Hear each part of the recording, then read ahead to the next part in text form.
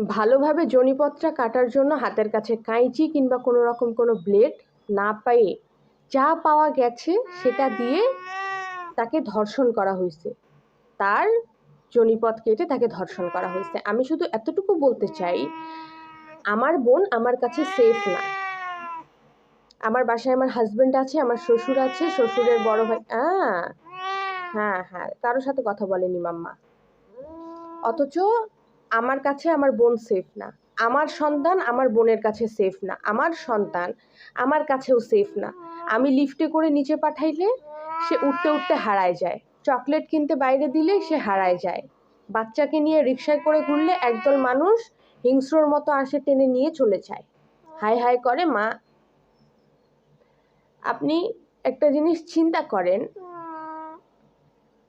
নির্মমতার কতটুকু গভীরে গেলে এই কাজগুলো হয়। মানে মানুষ, আমি কালকে থেকে ভাবতেছি, আমি নিছক খারাপ কথা বলিনি, বিশ্বাস করেন, অনেক তিক্ততা নিয়ে বলছিলাম যে এই যে যারা ধর্ষণ করছে, আপনার মনে হয় না যে আমি একটা ভিডিও দেখলাম মাগুরায় ঢিল মেরে ধর্ষককে মেরে ফেলা হয়েছে, বিষয়টা দেখে খারাপ লাগছে। একটা মানুষ চোখের সামনে আরেকটা মানুষ কিভাবে মৃত্যু, কিন্তু একটা জিনিস দেখুন, ওই ভাইটির নিউজটাও দেখলাম যে বলছে যে 100 জনের জীবন যদি বেঁচে যায়, 100 জনের জীবন যদি বেঁচে যায়, তাহলে আমি এরকম খুন করতে রাজি, যাকে পুলিশ ধরছে ও একজন ধর্ষককে মেরে ফেলেছে। মেন্টালিটি প্রত্যেকটা মানুষের বর্তমানে এমনই হওয়া উচিত বলে আমি মনে করছি।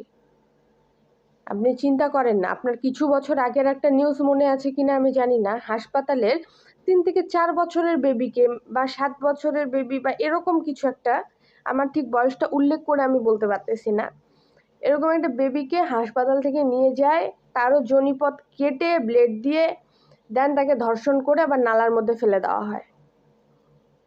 আমার এই কথাটা শোনার পর হয়তো কারো কথা স্মৃতিতে আসবে, বাট আমি একটু যদি সার্চ করে দেখতাম তাহলে আমি ইনফরমেশনটা দিতে পারতাম।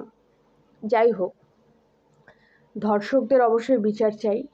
বিচার অবশ্যই আমি বলবো নিজের হাতে তুলে নেবেন না।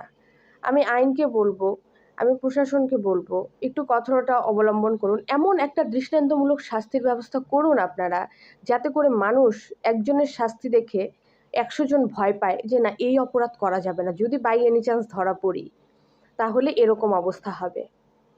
যাই হোক, বিগত কালকে আমি একটা পোস্ট করেছিলাম, তার জন্য দুঃখিত। আমি কতটা ক্ষোভ নিয়ে, কতটা আঘাত নিয়ে মন থেকে এই কথাটা বলেছিলাম, আমি হয়তো অনেককে বুঝাতে পেরেছিলাম, অনেকে সহমত বলেছিলেন, অনেকে অনেক গালমন্দ করেছেন। একটা সময় আমি বুঝছি যে আপনাদেরকে বুঝাইতে গেলে আমাকে এক্সট্রিম লেভেলের প্রো ব্রেন্ডের অধিকারী হতে হবে, যেটা আমি নই। তাই আমি নিজে আমার নিজস্ব ব্যক্তিগত জায়গা থেকে বলতে চাই যে ভুল হয়ে গেছে, আমার বলা উচিত হয়নি, আমি দুঃখিত। কিন্তু তাই বলে আমরা চুপ হয়ে থাকবো না, মানুষ মাত্রই ভুল করে, ভুল স্বীকার করে নিয়েছি, এখন বাকিটা থাকলো, চলুন একসাথে জাগ্রত হয়ে ধর্ষকদের বিরুদ্ধে লড়াই করি।